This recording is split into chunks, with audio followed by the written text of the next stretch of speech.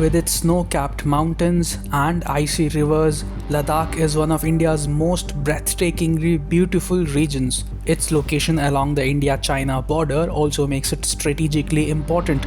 But what happens when certain individuals start pushing an agenda that could destabilize this fragile region, posing a threat to national security? This is Sonam Wangchuk.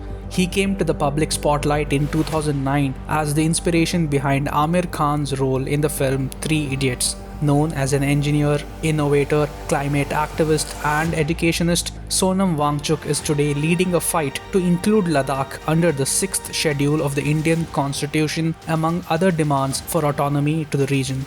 But is this really a push for Ladakhi rights, or is there more to this man than meets the eye? While Sonam Wangchuk is more celebrated for his work in education and sustainability, his recent entry into the political sphere is not something shocking. His father Sonam Wangyal was a Congress leader and was also a minister in the J&K state government. Wangchuk's political connections seem to go far beyond what meets the eye. The Aam Aadmi Party has also expressed its support for Wangchuk, and Delhi Chief Minister Atishi had even tried to meet him. The CPIM has also backed Wangchuk's demand for Ladakhi autonomy.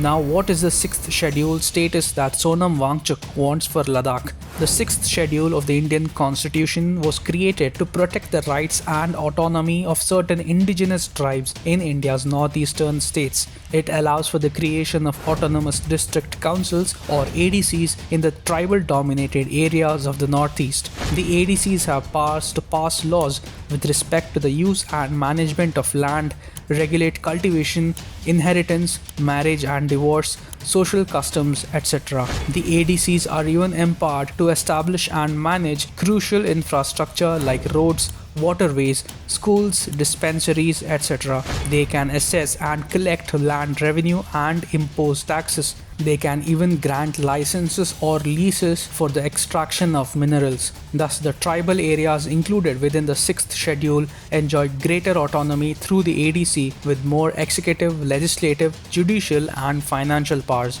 Thus, Sonam Wangchuk's push for Ladakh's inclusion in the 6th schedule raises serious red flags, especially given Ladakh's proximity to China. For decades, successive Congress governments kept Ladakh undeveloped.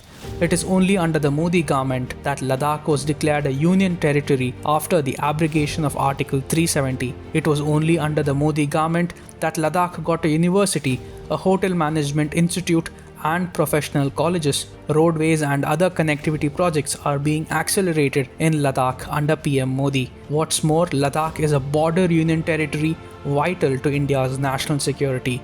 With ongoing tensions between India and China, granting greater autonomy to Ladakh could weaken the Indian government's control in this sensitive region, potentially withholding the development of the border region and opening doors for foreign interference. Instability and the absence of rapid infrastructure development in the region could play directly into Beijing's hands, especially given China's aggressive stance on territorial claims.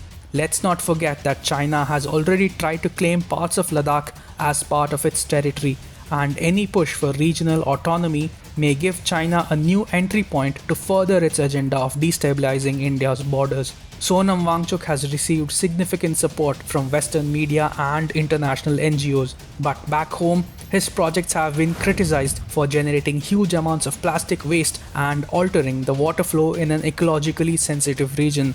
Despite this, Sonam Wangchuk's work has been recognized globally and he has received numerous accolades, including the Raymond Magsaysay Award in 2018, the same Raymond Magsaysay Award that was awarded to Arvind Kejriwal in 2006 and Bangladesh's Muhammad Yunus in 1984. Both Kejriwal and Yunus are alleged to be very close to the US deep state establishment and agenda-driven NGOs like the Ford Foundation. Do Sonam Wangchuk and his agitation for Ladakh's autonomy align with the interests of these foreign actors? Do these outside forces see an opportunity to weaken India's sovereignty in a vulnerable region? In the past, the Kashmir issue was heavily internationalized, with foreign governments supporting certain separatist agendas. Could this be a repeat of that playbook? Are we willing to risk the same fate for Ladakh? By calling for greater autonomy, Sonam Wangchuk is advocating for a system that could severely limit the Indian government's control over this strategically important region. In a border area like Ladakh, the government needs to have complete sovereignty to protect against external threats. Let's be clear, Ladakh is India's frontline defense against China. With repeated incursions and clashes between Indian and Chinese troops in the past, any reduction in New Delhi's authority over the region could weaken our ability to secure our borders. The 6th schedule would grant Ladakh a form of self-governance, limiting the Indian government's ability to manage resources, infrastructure and defense in the region. This is exactly what foreign actors would love to see, a weakened India at its northern frontier. We cannot afford to let misplaced ideas of autonomy compromise the safety and unity of our country. India's borders need to be developed, secure and strong, and under the direct control of the Indian government. Anything less could spell disaster for our national security. The stakes are high and the dangers are real. Let's not allow those who claim to represent the interests of Ladakh to jeopardize the future of our nation.